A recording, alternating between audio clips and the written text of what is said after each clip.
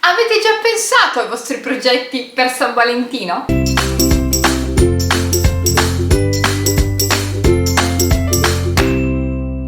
Non so voi, ma io nonostante l'età mi sento sempre un po' bambina, nel senso che mi piacciono le cose morbidose, puffose e spero anche a voi, perché in questo tutorial andremo a vedere proprio come realizzare un progetto di questo genere. Sono qui su Cricut Design Space per andare a personalizzare il nostro peluche, ma come potete notare ho già un progetto aperto. Perché in realtà questo è il progetto che vi condividerò. Si tratta della mini bag che ho preparato appositamente e quindi potrete utilizzarla per andare a inserire il vostro peluche. Chiaramente questa mini bag ha una dimensione specifica, quindi potranno essere inseriti peluche di una determinata misura. Adesso poi in un secondo momento vi farò vedere anche quanto è grande il peluche che andrò a utilizzare. Ora cosa facciamo? Andiamo a far clic qua sul pulsante forme. Vedete che ci sono due raccolte e due tipi di cuori. Io vado a utilizzare questo tipo di cuore qua perché è un pochino più cicciotto.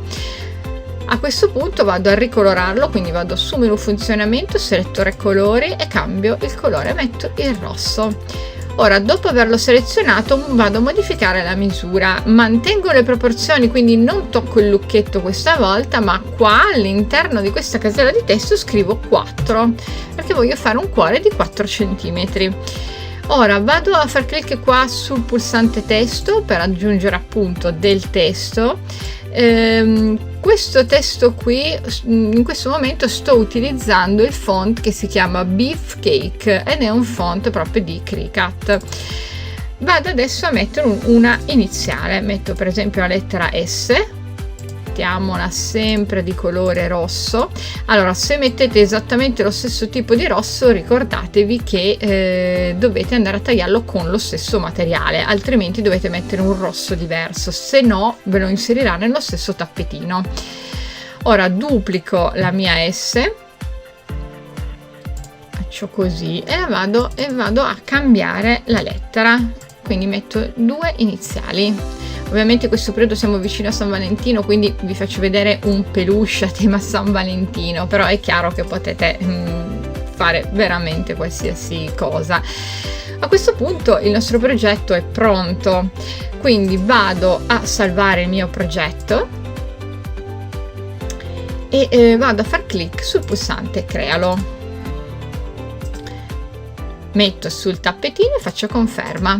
A questo punto sul mio tappetino, come vi dicevo, se metto lo stesso rosso mi va a mettere tutti i 3 elementi cioè nello stesso tappetino. È chiaro che dovete utilizzare a questo punto lo stesso materiale anche dello stesso colore. Io vado a utilizzare del termovinile, quindi vado a selezionare questa opzione, vedete che c'è scritto mirror e la seleziono in questo modo. Poi vado a selezionare anche l'altra. Qua come vi dicevo c'è la base della nostra mini bag, potete andare a tagliare su un foglio già stampato oppure andare a tagliare su della carta craft che è molto carina per realizzare queste cose. Insomma, scegliete voi qual è il materiale che vi piace di più e poi ovviamente andate a mettere le impostazioni. Andiamo a fare clic sul pulsante continua. Vado a selezionare adesso la mia macchina. Io sto utilizzando una Maker 3. A questo punto la macchina, anzi il software della macchina mi indica alcuni materiali possibili che posso andare a utilizzare. A seconda del cartoncino potete selezionare medium cardstock oppure EV cardstock, mentre qua per il termovinile andremo a mettere l'impostazione Iron On. Se utilizzate glitter Iron On dovete andare qua su sfoglia tutti i materiali, mettiamo per esempio glitter qua nella casella di ricerca, facciamo search e vedete che c'è l'opzione proprio glitter iron on, quindi andiamo a far clic su fatto e come potete notare è pronto, cioè la macchina è pronta per il caricamento del tappetino. Ed eccolo qua, questo è il mio peluche, quello che andrò a personalizzare, quindi andiamo a vedere proprio step by step come si fa questo tipo di personalizzazione. È uno di quei peluche morbidosi, è alto circa 18 cm per 13 di larghezza. È proprio un peluche di quelli per bambini molto molto piccoli ed è per quello che proprio sono super morbidi. A questo punto cosa dobbiamo fare? La prima cosa è quella di prendere il nostro termovinile, quindi questo è il termovinile glitter. Vi ricordo che si posiziona sul tappetino al contrario. Vi ricordate che abbiamo attivato la funzione mirror, quindi abbiamo tagliato specchiato? Ecco, per tagliarlo specchiato ovviamente dovete posizionarlo sul tappetino al contrario e poi va spellicolato. A questo punto cosa facciamo? Andiamo a ritagliare le singole parti con le forbici, quindi vado a ritagliare il cuore e poi separo anche le altre due letterine. Dopo aver tagliato i vari pezzettini, queste sono le nostre letterine che andremo a posizionare sul peluche. Allora, la prima cosa importante è che dipende molto dal peluche, però alcuni sono un pochino più termosensibili, per cui vi consiglio di fare sempre una prova prima con la pressa senza utilizzare il termovinile per vedere se si rovinano o meno. Una volta fatta la prova potete andare a posizionare il termovinile. Se il ritaglio è stato fatto così, quindi è piccolino, è solo grande quanto la lettera, potete eventualmente mettere della carta forno se lo ritenete opportuno. Normalmente con il termovinile non è necessario mettere carta forno o carta bisiliconata, però diciamo che in questo caso potrebbe essere necessario se pensate che il materiale è abbastanza sensibile. Questo peluche secondo me non ha un materiale poi così sensibile, quindi non andrò a metterla. La posiziono esattamente nel punto desiderato, così, e prendo la mia mini easy press. Vedete che l'ho messa alla seconda tacca? Ecco, vado semplicemente, vi ricordo che questo tipo di termovinile deve essere applicato a 165 gradi per 30 secondi, ma molto dipende dalla marca. Quindi andiamo a trasferire, ma come vi dicevo ci sono comunque dei termovinili che si trasferiscono a temperatura un pochino più bassa e tempi un pochino più ristretti.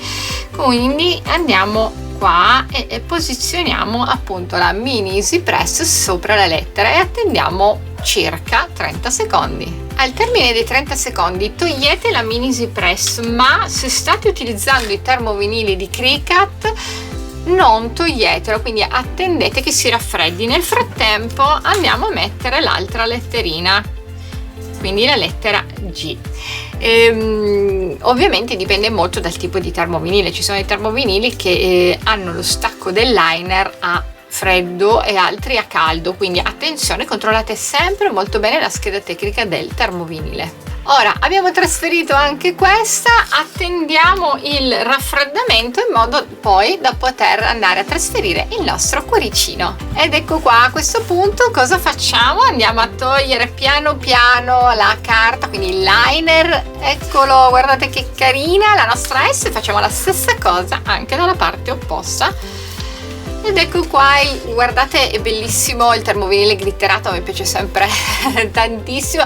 Si possono mettere anche dei cuoricini, insomma si possono mettere tutte le cose che volete, si può scrivere I love you, insomma tutto quello che vi piace.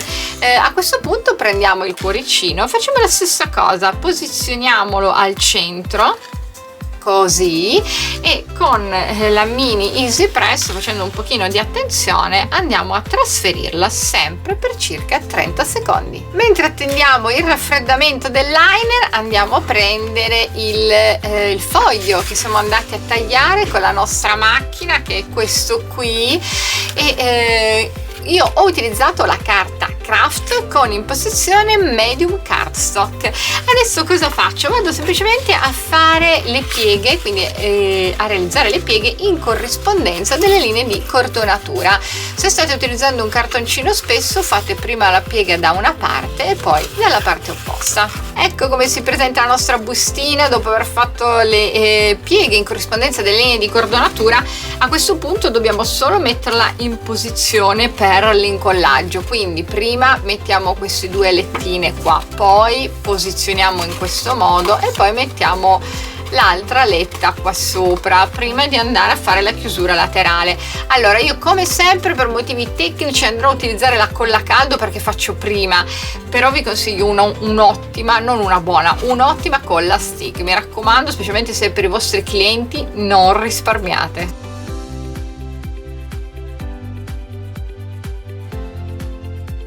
Una volta incollata la nostra bustina si presenta così. Ora cosa facciamo?